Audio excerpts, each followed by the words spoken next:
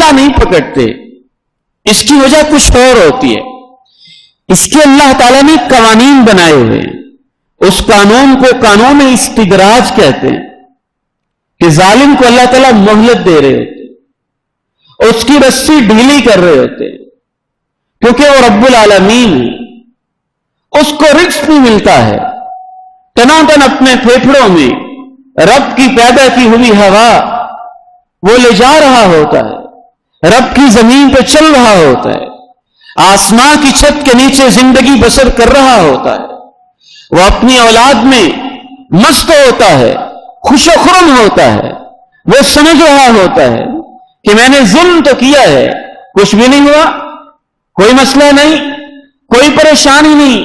میں نے قتل کیا پھر کچھ نہ ہوا, میں نے ڈاکہ ڈالا پھر کچھ نہ ہوا, میں نے چوری کی پھر کچھ نہ ہوا, میں بہن کے حقوق غصب کرتا رہا پھر کچھ نہ ہوا, بھائیوں کے حقوق پہ ڈاکے ڈالتا رہا پھر کچھ نہ ہوا, ہمسایوں پہ ظلم کرتا رہا پھر کچھ نہ ہوا, یتیم کا مال ہڑپ کرتا رہا پھر کچھ نہ ہوا, بیوہ کی عزت کو تار تار کرتا رہا پھر کچھ نہ ہوا, فلاں غریب کی زمین کو ہتھیاتا رہا پھر کچھ نہ ہوا. وہ سمجھ رہا ہوتا ہے کچھ بھی نہیں ہوتا, کوئی مسئلہ نہیں ہے, لیکن رب تعالی غافل نہیں ہوتے, وہ دیکھ رہے ہوتے.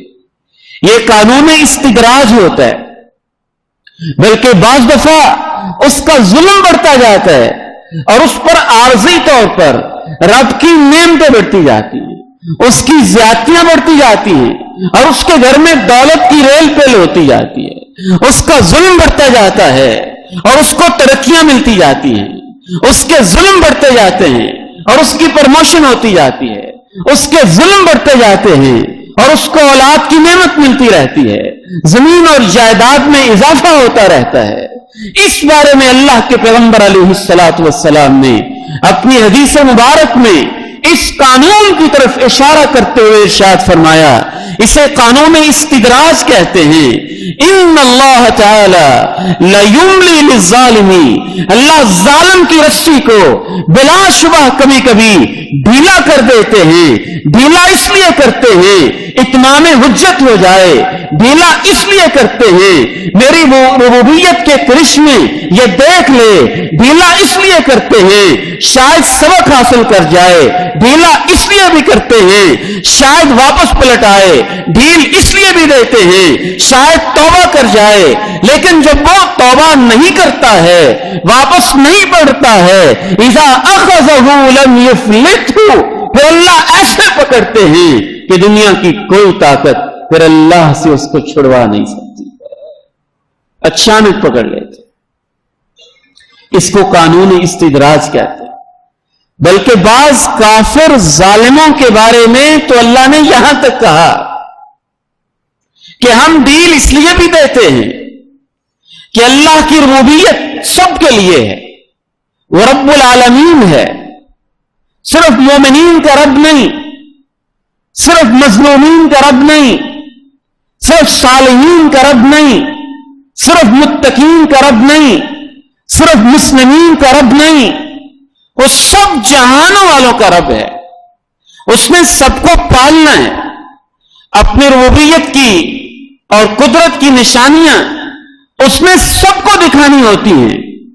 کبھی کبھی اس لیے بھی اللہ ڈھیل دیتے ہیں کہ اس کی ربوبیت عامہ کا اظہار ہو, اور کبھی اس لیے بھی ڈھیل دیتے ہیں کہ دنیا کی اللہ کی نگاہوں میں اوقات نہیں ہوتی. یہ اللہ ظالموں کو بھی دے دیتے ہیں, مظلوموں کو بھی دے دیتے ہیں, کافروں کو بھی دے دیتے ہیں, مومنوں کو بھی دے دیتے ہیں. بلکہ بسا اوقات تو اللہ کہتے ہیں کہ اگر یہ اندیشہ نہ ہوتا کہ سارے ہی ظالم بے ایمان اور کافر ہو جائیں گے تو میں کافروں کو اتنی دنیا دیتا, اپنے رب ہونے کے ایسے ایسے ثبوت دیتا کہ ان کے گھروں کی چھتیں اور ان کے گھروں کی سیڑھیاں اور ان کے گھروں کے دروازے, حتیٰ کہ بعض مفسرین نے لکھا کہ ان کے دروازوں کی چابیاں بھی رب کریم کہتے ہیں میں اتنا نوازتا کہ سب کچھ سونے اور چاندی کے بنا دے.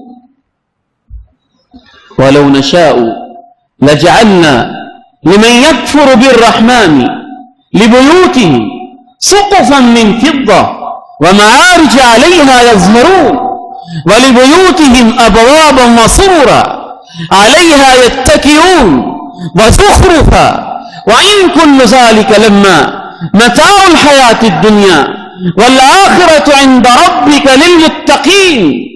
अगर हम चाहते तो सूरह ज़ुख़रुफ़ में अल्लाह ने कहा कि हम काफिरों के घरों की छतें और उनकी सीढ़ियां ये भी चांदी की बना के रख देते, लेकिन अगर अल्लाह ऐसे करते तो सारी दुनिया काफिर हो जाती।